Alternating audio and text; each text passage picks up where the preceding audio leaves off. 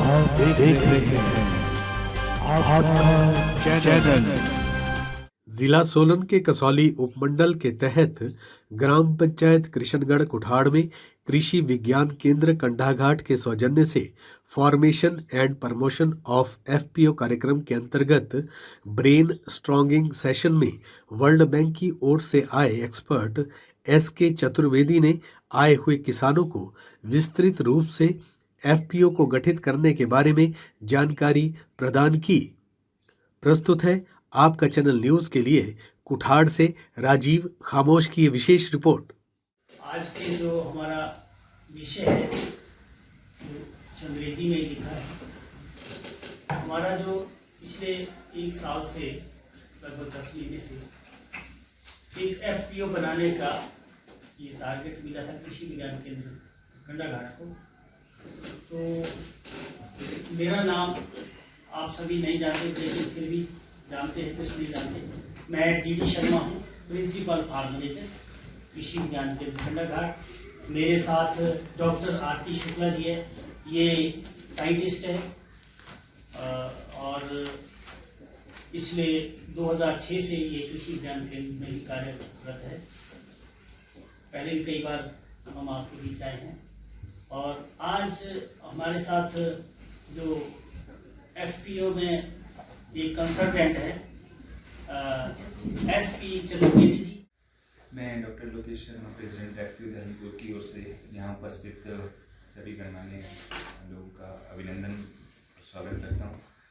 आज जैसा कि हमारे डॉक्टर डीडी शर्मा सर ने अभी बताया कि आज ब्रेन स्टॉर्मिंग जो सेशन है, जिसमें सलाहकार जो नॉमिनेट है गवर्नमेंट की तरफ से, वो हमें अभी ब्रीफ करेंगे कि कैसे हमें इसको आगे बढ़ाना है और अभी तक हमने क्या किया है। मैं थोड़ा सा उसके बारे में आपको थोड़ा सा ब्रीफ दे देता हूँ। अभी जो हमारा लास्ट जो मीटिंग हुई थी उसमें हमने ये कहा था कि हम 31 मार्च से पहले कोई एक प्रोडक्ट अपना एफपीओ का लॉन्च करेंगे जो हमारे पाइपलाइन में था। और मैं एश्योर करता हूँ कि 31 मार्च से पहले कोई भी छोटा प्रोडक्ट लेट इट भी, चाहे वो घी हो या अचार हो, उसकी हम पैकेजिंग के लिए, मैं चंडीगढ़ गया था, वहाँ से हम लेके आए पैकेजिंग, वो ऑलरेडी हम कर रहे हैं और 31 मार्च से पहले हमारा प्रोडक्ट लॉन्च हो।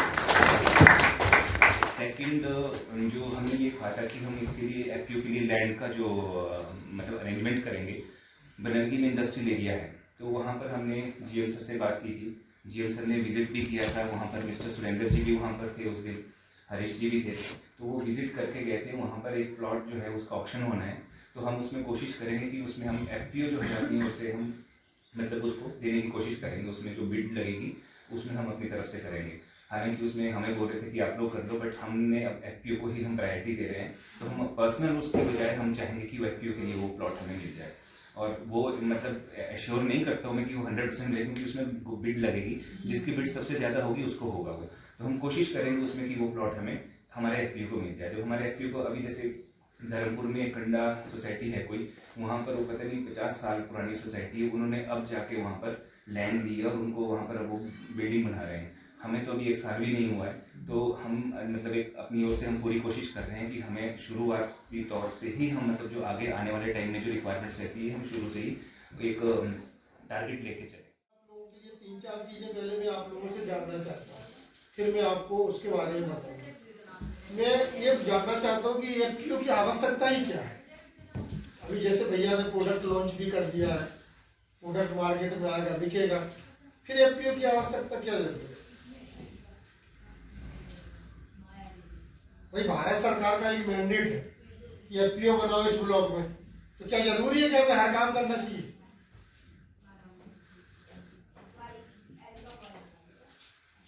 सर भाई अगर हमें किसी चीज की आवश्यकता है तो उस काम को करने को ठीक है, और नहीं केवल स्कीम आई और मैंने इसलिए ले ली कि मेरे को स्कीम करनी है। इसकी ये आवश्यकता है जी, जितनी भी फार्मर जो चीज प्रोड्यूस करते हैं वो नजदीक से नजदीक इकट्ठे होकर बेची जाए, और वहां से जो है जहाँ भी जो बेचना हो या भेजना हो वो भेजी जाए। नहीं मुझे नहीं पता, मैं तो आपसे पूछ रहा हूँ। ये मेन मोटो है। बाकी आपने बताया, बहुत अच्छी बात बताई आपने, और क्या आवश्यकता है? उनका जो वर्चस्व उसको थोड़ा कम करना है, समाप्त करना है या कम करना है। बहुत अच्छी बात, और क्या है आवश्यकता है?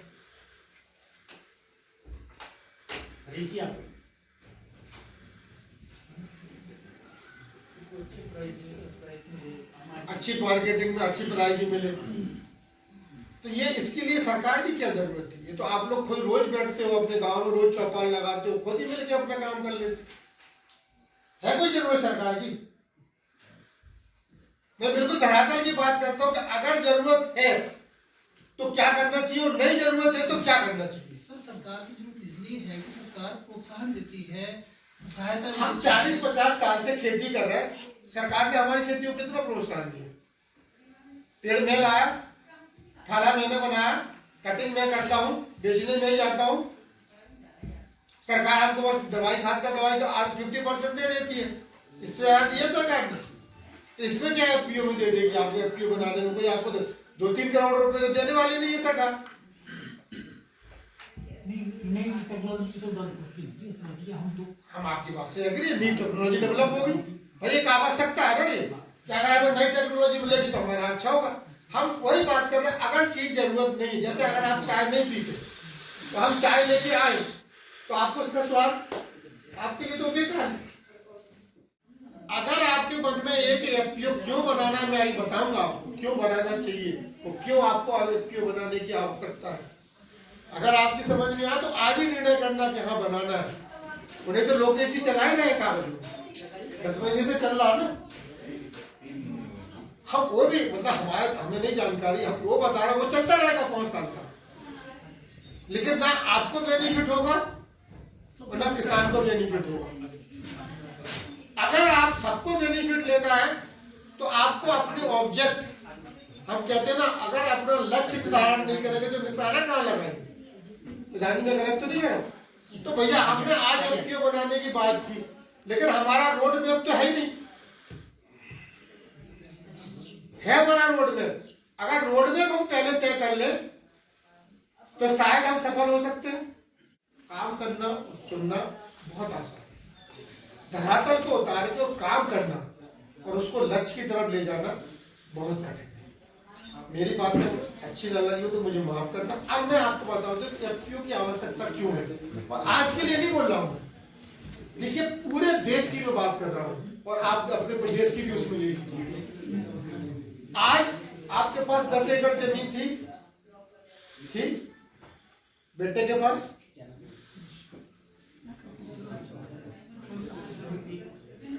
5 एकड़ उसके बेटे के पास, 2.5 एकड़। आपका पिताजी आपको पैंट शर्ट पहना दे 10 एकड़, उसको आप पैमाना माप रहा हूं मैं, आपका बेटा पहनाएगा 2.5 एकड़ में। पहले खर्चे ज्यादा थे कि अभी ज्यादा खर्चे? अभी पहले नहीं थे खर्चे। तो उसके पास कुछ बचेगा? आप अपना कुछ नहीं करेंगे।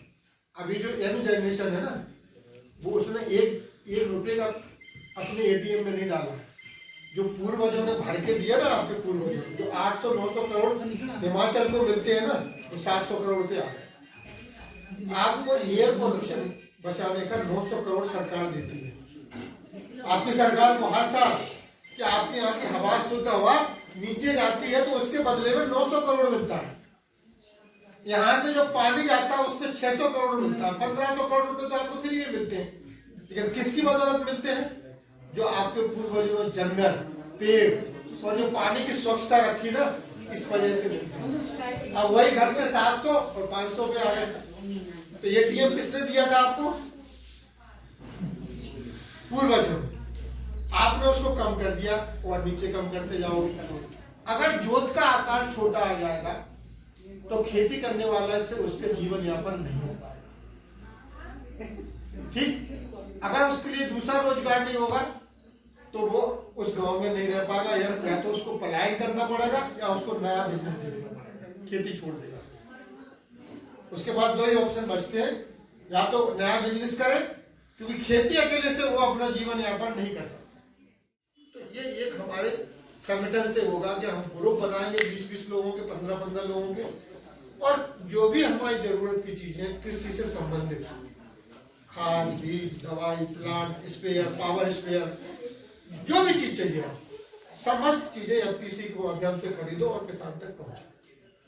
दूसरी चीज जो पैदा करता है किसान, जो भी पैदा करता है, राजमा, मक्की, सेव, सब्जी, अखरोट, सेब, जो भी पैदा करता है सीजन वाइज आप उसके सेंटर बनाओ, कलेक्शन सेंटर छोटे छोटे। देखिए सबसे बड़ी चीज जो आप लोगों ने बताया, मैं आगे बताऊंगा कि एफपीओ हम क्यों बना रहे हैं। इसके हर आदमी के पास केसीसी है? कभी बैंक वाले से पूछे कि मेरे 2000 क्यों काटे थे? और हर केसीसी वाले के जमीन का वो बीमा कर देता है, तो अपने टारगेट पूरे करके और बड़े साल से बोनस कमाता है। और पैसा किसका लगा? उसके बदले में 2000 रुपये भी आपको लौटा के कभी नहीं देता। अगर सरकार ने बहुत दबाव दिया तो आपके खाते में कुछ पैसे काट देगा। अभी इसी बोर्ड पे मैं देखा है, यहाँ पर 4 बीमा योजनाएं का बोर्ड लगा हुआ है प्रधानमंत्री, उसमें से 2 योजनाएं तो सबने ली हैं। कितने लोगों को पता है? अब प्रधान जी से भी पूछ लूंगा। एक योजना है गांव में 1 रुपया जमा करो, सामूहिक बीमा योजना। अगर गांव का कोई भी आदमी मर जाता है तो 10,000 रुपये सरकार उसके लिए देती है, जो उसके दाह संस्कार के लिए, तो 10,000 रुपये उसकी पैरवी के लिए। 1 रुपये की योजना, सामूहिक बीमा योजना, सब जगह है, आप कहीं भी। जी जी। तो ऐसी चीजों की जानकारी हुई आपको? मैंने एक जानकारी बताई अभी, ये तो है ये ग्राम पंचायत से ही करा दी जाती है। हम तो अपने गांव में इतने आदमी हैं, सबके वोटर आईडी मंगाए, 1 रुपये तो लगना है, इतने पैसे उठाया ग्राम पंचायत के खाते से जमा। कहाँ नहीं करता, न घर से मांगना न देना, जो भी आदमी कुछ नुकसान होगा उसके पैसे उसके घर। प्रधान की भी जय जयकार और उसकी मदद है ना स्कीम। अगर आप एफपीओ में है तो आपको ऐसी ऐसी छोटी छोटी जानकारियों का एक प्लेटफॉर्म मिलेगा ना। वहां पे एक आदमी आप बैठा के रखेंगे, 25,000 रुपए देंगे, सीओ जिसको बोला है 5 साल 3 साल तक तनख्वाह देगी गवर्नमेंट, वो आपको सारी जानकारी देगी कि नहीं देगा? आपको मार्केट का दाम पूछना है, दवाई का दाम पूछना है, सब बताएगा आपको। आपके पास ट्रांसपेरेंसी आएगी। 50 जैसे 10 बोर्ड ऑफ डायरेक्टर 50 लोगों को एसएमएस कर देगा, शाम को सबके रेट मिल गया। तो इस एफपीओ बनाने का उद्देश्य है कि जो हम 200-300 लोग जोड़ेंगे, 100 लोग जोड़ेंगे, उनको इंफॉर्मेशन टेक्नोलॉजी की मिले, सस्ती दर पर खाद बीज दवाई मिले, उनका जो प्रोड्यूस है उसको मार्केट में कैसे बेचा जाए, उसकी क्वालिटी कैसे बनाई जाए, उसकी ब्रांडिंग कैसे की जाए, इसके ऊपर एक कंपनी काम करेगी और आपका एक ब्रांड बना के, अच्छा प्रोड्यूस बना के आपको मार्केट में पहुंचाएगी, जोखिम को कम करेगी। प्लस जो सरकारी योजनाएं हैं भारत सरकार की और राज्य सरकार की, उनकी जानकारी आपको प्रोवाइड कराएगी और उनसे लाभान्वित भी कराएगी। अगर आप इंडिविजुअल बात करेंगे उतना, अभी मैं आपको कहूँ इस एफपीओ बनाने के बाद, जैसे उन्होंने कहा कि मैं इंडस्ट्री मार्केट में बिल्डिंग बनाऊंगा, आपको 2 करोड़ रुपए 2% पे 3% ब्याज में कोई दे देगा?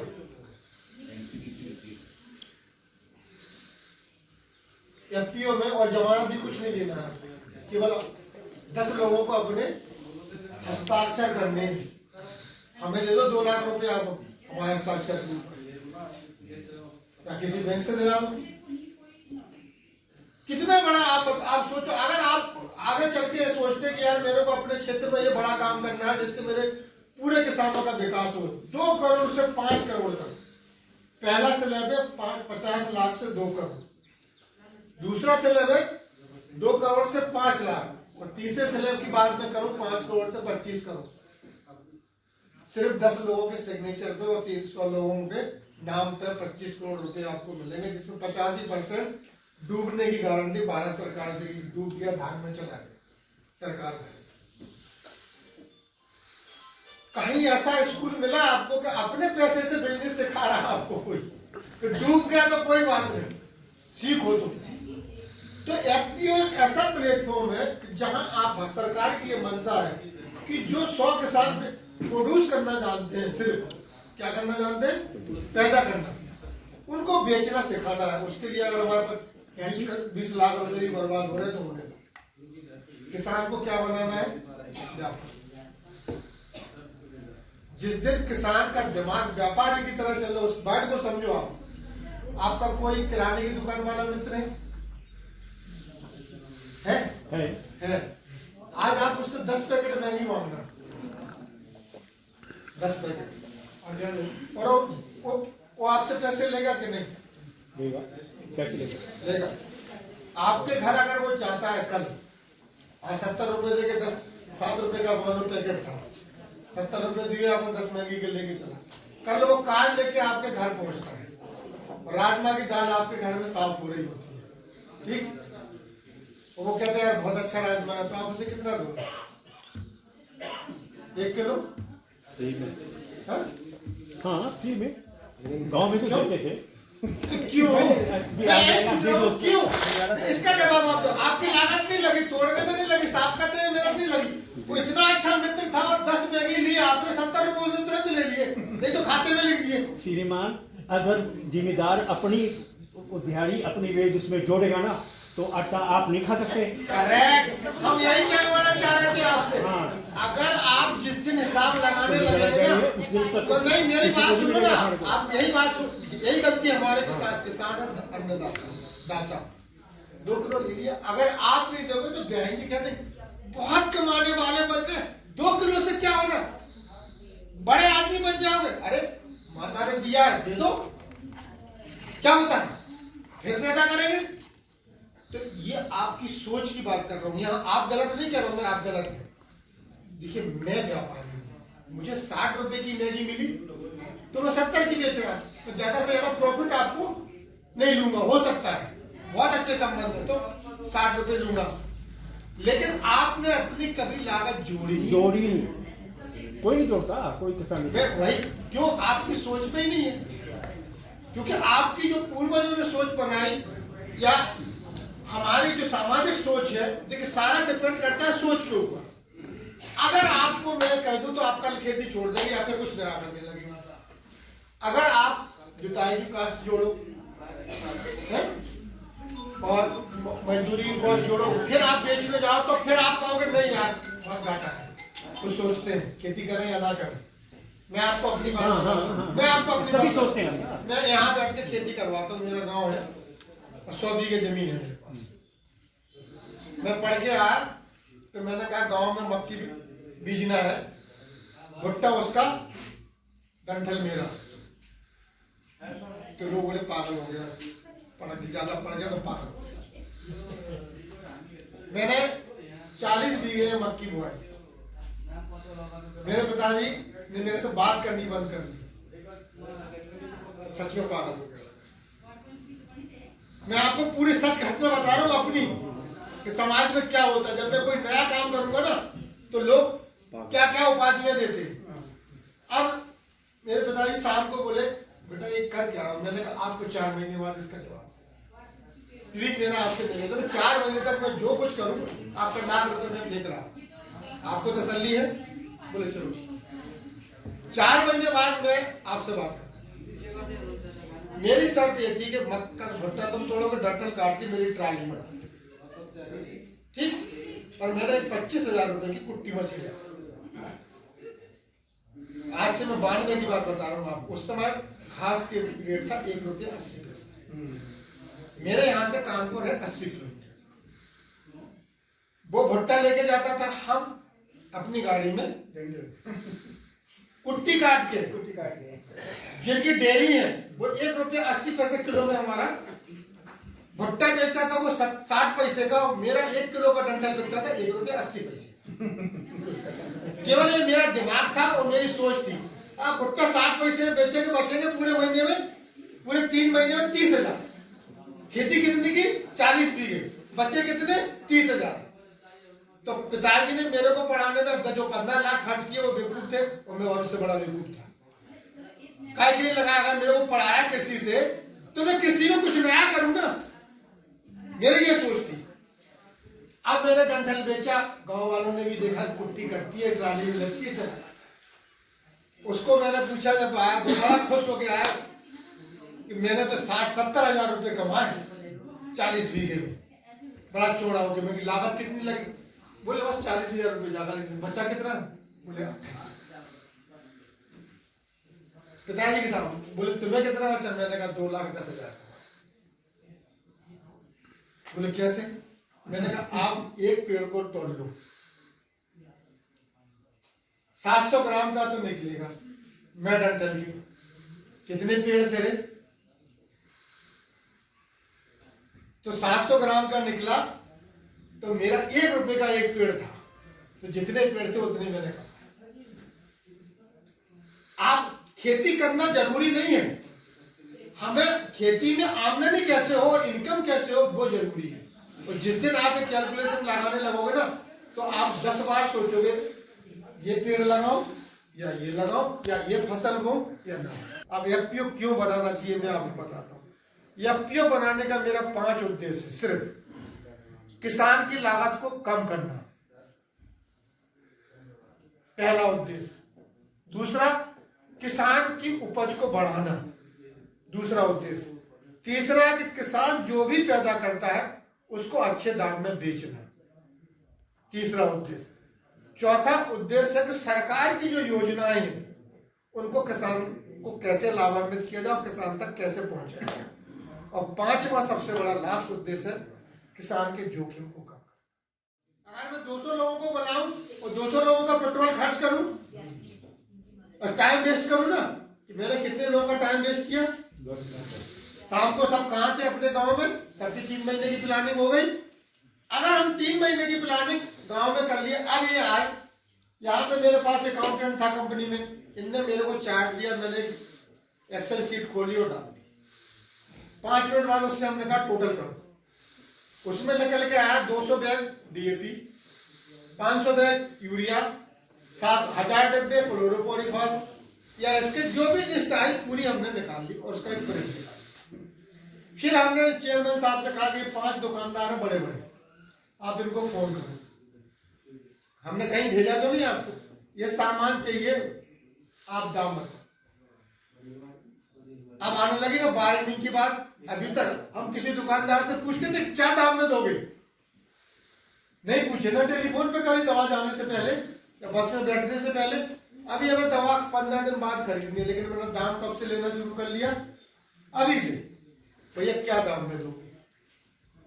दूसरी चीज, एफओआर दोगे, पहुंचा के दोगे, दोनों कंडीशन आए। अब मुझे पता चल गया हमारे भाव हो गए रामलाल जी से, मान लो ये रामलाल जी थे, इनसे तय हो गया। इसके बाद हमने तुरंत 10 रुपए पे एग्रीमेंट कर लिया, लिखा पढ़ी में एक काम कर। अगर जर्मिनेशन नहीं हुआ, दवा का असर नहीं हुआ, नकली दवाई निकली, तो पैसा रिटर्न। आप अकेले एग्रीमेंट करेगा? कह देगा जाओ तुम नहीं आओ तो दूसरा आ जाए। लेकिन आपसे एग्रीमेंट क्यों करेगा? क्योंकि उससे पता है कि 200 फार्मर्स और ये मेरे से 20 लाख का सामान खरीद रहा है ना। अब आपके साथ वो झुकेगा। अभी आप थे 20,000 के फार्मर्स, सेम फार्मर्स थे, अब वही आपका रेपुटेशन था, तमका कितना लग गया? 20 लाख में। ये किसने लगाया? केवल आपने अपना नाम चेंज किया कि मैं इसका चेयरमैन, इसमें 200 मेंबर, मतलब 1,000 आदमी। तो आपकी वैल्यूएशन अधिकारी के सामने बढ़ गई, दुकानदार के सामने बढ़ गई और मोल भाव शुरू हो गया। क्या फायदा कहीं? अब आप ये कहोगे कि ये बड़ी बड़ी बातें आप करके कैसे कम चलेगा। देखिए 15 लोगों को मेरे पास एक पिकअप में जो सामान वहां से लोड होना है, मैंने उससे पहले कहा एफओआर। अब मैंने उससे कहा कि एक पिकअप का सामान मेरे को पता था कि 2 गांव, इनका गांव पहले पड़ता घाटी की पहली सीढ़ी पे, इनका दूसरी सीढ़ी पे, मतलब ऐसे जा रहा है रोड, पहला गांव इनका, दूसरा सबसे वाले लास्ट वाले। हमने इन दोनों का जो लिस्ट निकाली, इन दोनों लोगों का सामान उस गाड़ी में डाला और आपको एक टेलीफोन किया, भैया सामान आ रहा, इतना इतना आ रहा, और व्हाट्सएप पे आपका रिसीव कर दिया, आप उतार लेना और अपने लोगों को दे देना। लागत घटेगी कि नहीं घटेगी? आपको माल डोर स्टेप पे मिलेगा कि नहीं मिलेगा? मैंने कोई जादू किया? सिर्फ सोच को बदला मैंने और आपकी कार्यशैली को बदला। अगर आप एक बार एक काम करने लगोगे तो नेक्स्ट ईयर में दुकानदार आपको सीजन आने से पहले कॉल करेगा, भैया इस बार कितना माल लेना है, पहले से बता देना, अच्छा माल ला रहा हूं मैं ही माल खरीदने जा रहा हूं, आपने कहा भैया तुम्हारे पिछले माल में ये कम, यदि रामलाल की जगह श्यामलाल यार आपको कम रेट पे दे रहा, मैं आपको बार्गेनिंग करना भी सिखाऊंगा, बैठे बैठे 5 रुपए कैसे कम करे जाते हैं। अभी जब आप ऑनलाइन आप माल बेचोगे ना तो आपका तो पेशेंस ही खत्म हो जाएगा। आप तो कहोगे भैया आप बिकना ही नहीं है। ये मार्केटिंग में जितना धैर्य रखोगे उतना ही फायदा आप ले सकते हो। ऑनलाइन मार्केटिंग होती है, उसमें 1 घंटे का बोली लगाने का टाइम रहता है। तो जो पहले व्यापारी बोलता है 20 रुपया, अगला बोलेगा 20 पैसा, 20 रुपया 1 पैसा। आपको इतनी गुस्सा आएगी कि मेरे माल पे 1 रुपया 1 पैसा बढ़ा रहा है, 1 रुपया ना बढ़ा के पैसा बढ़ा रहा है, क्योंकि वो चाहता है कि आप उत्तेजना में आओ, डन कर दे, मतलब उंगली दबा दे। एक टेक्निक होती है आपको एग्रेसिव। मैं आपसे अभी झगड़ा नहीं करना, लेकिन मुझे आपसे झगड़ा करना है तो मैं ऐसी बातें बोलूंगा जो आपको चुभ, आप खड़े हो जाएंगे, खड़े हो जाएंगे और आप मेरे को आप शब्द बोले। इसी तरह मार्केटिंग भी एक है कि पहली चीज में आपको अरे सड़ा करने क्या है, क्या है, और आपने बढ़िया मत करके आप क्या बात करते हो, दादा मैं सही में हूँ, देखो कितना खराब है, देखो ये बहुत अच्छा माल है लेकिन मुझे सस्ते दाम में खरीदना है, तो मैंने आपका मनोबल पहले ही करा दिया। ये चीजें आप लोग शायद मेरे सुन के आप लोग अनुभव करेंगे। तो आपको हमने पहले गिरा दबा दिया, अब आप हमसे ऊंची आवाज में बात नहीं कर सकते हो, है कि नहीं? अगर मैं आपकी जगह होता तो मैं अपनी गाड़ी रखता बाहर, सैंपल ले जाता, लेना तुझे कि नहीं लेना, ये है मेरा माल, नहीं लेना तो जायज कैसे करें, इनसे इनको दिखा, तो आपको दाम मिलेगा। जब आप मंदी के अंदर हो जाते हैं आहते में, तो आपकी मजबूरी हो जाती है।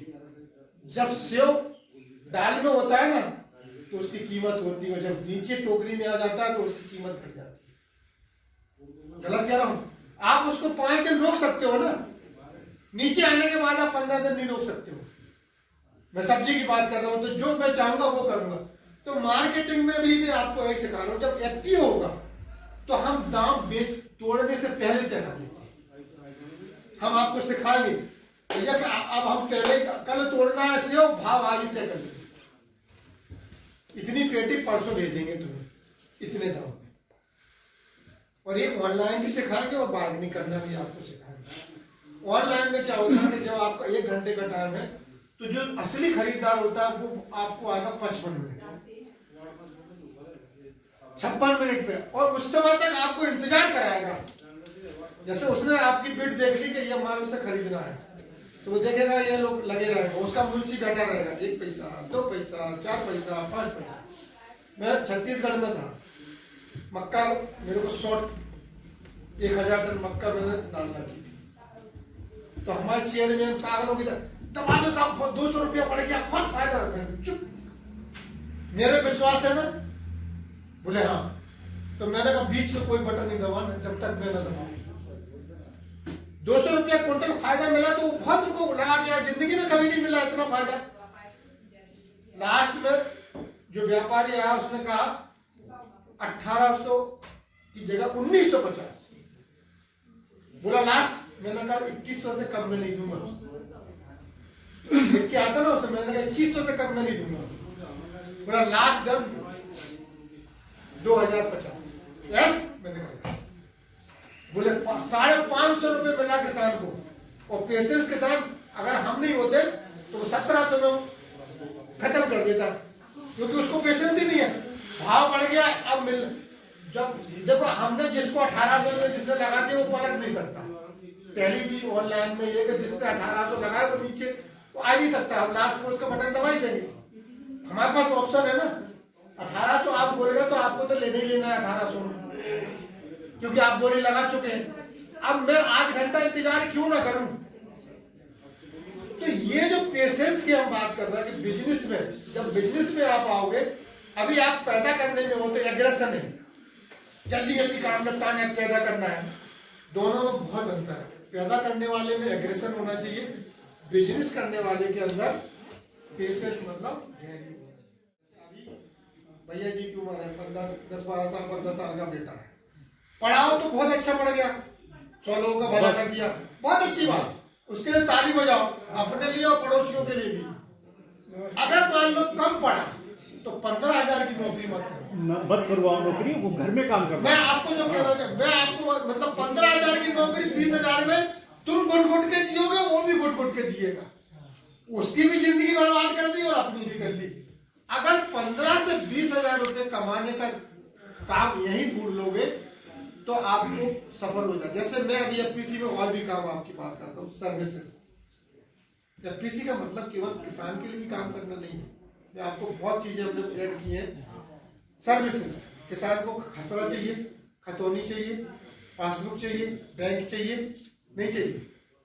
मैंने जितने एफपीओ बनाए सब में लोक सेवा के, जो क्या बोलते हैं आप लोग, कंपल्सरी रखवाया, सबसे पहले रजिस्ट्रेशन, बाद में पहले लोक सेवा में कंप्यूटर रखो और आप एक बार आओगे और एक ही जगह सब चीजें रखने की बात करता हूं मैं। एक बार किसान आएगा, देखेगा यार यहाँ तो खाद भी मिलता है, यहाँ तो ज्ञान भी मिलता है, यहाँ तो मजदूर भी मिलता है, यार यहाँ तो अपने को पंप भी किराए पे मिलता है।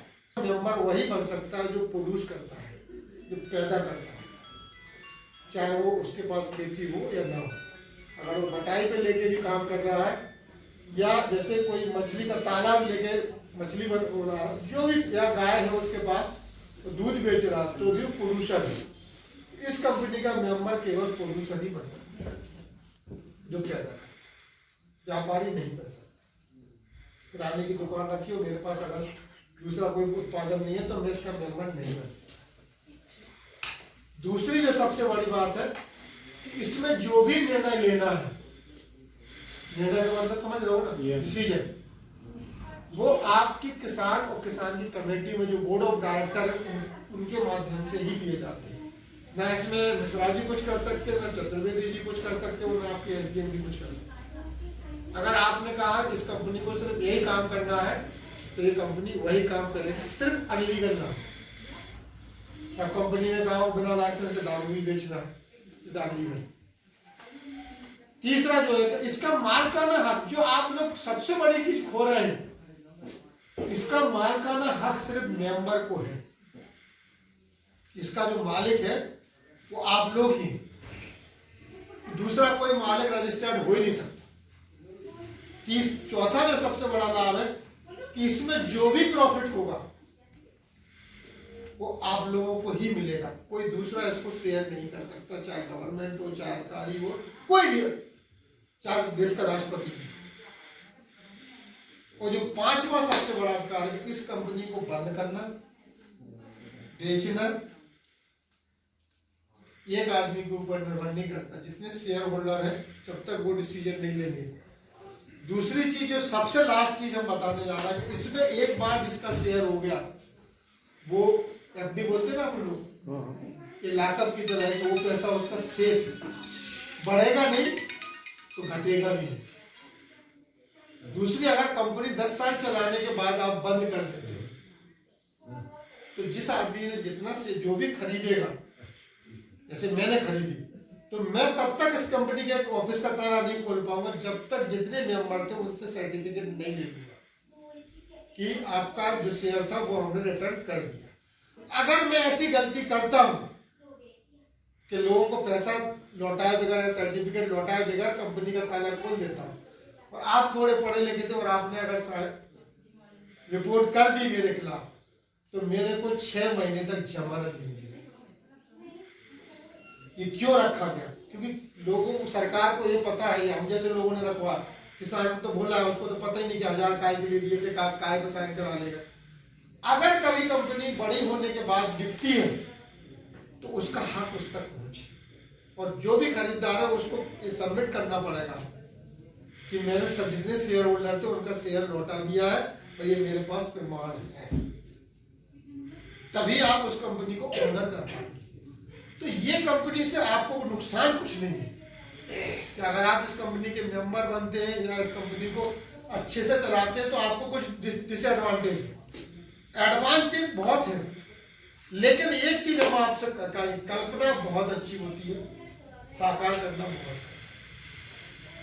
अगर आप लोग इसमें आए तो पहले तो आप ग्रुप बनाए, लेकिन इसकी जो प्राइमरी पिलर होगा ग्रुप। अगर सिंगल मेंबर रखेंगे तो ये कंपनी आगे नहीं चलेगी, क्योंकि लाभ जब नीचे धरातल तक पहुंचेगा, अगर आप 20 मेंबर को एक सा लाभ देंगे तो 20 हाथ मजबूत करेंगे। अगर 2 मेंबर को आप लाभ अकेला देंगे तो आप 18 आदमी को उदासीन करेंगे।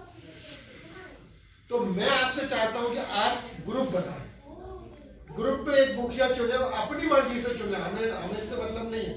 आपको लगता है कि ये भैया जी बहुत अच्छे हैं, ये अच्छे हैं, ये थोड़ा विकास भी करना चाहते हो, थोड़ा चलने फिरने वाले भी हैं और थोड़ा लोगों की बात समझते भी हैं, आप इनको चेयरमैन बनाओ, ये आए बात करें, बोर्ड में मेंबर बनाओ और इस कंपनी का संचालन करो, तो कंपनी आपके लिए प्रॉफिटेबल होगी।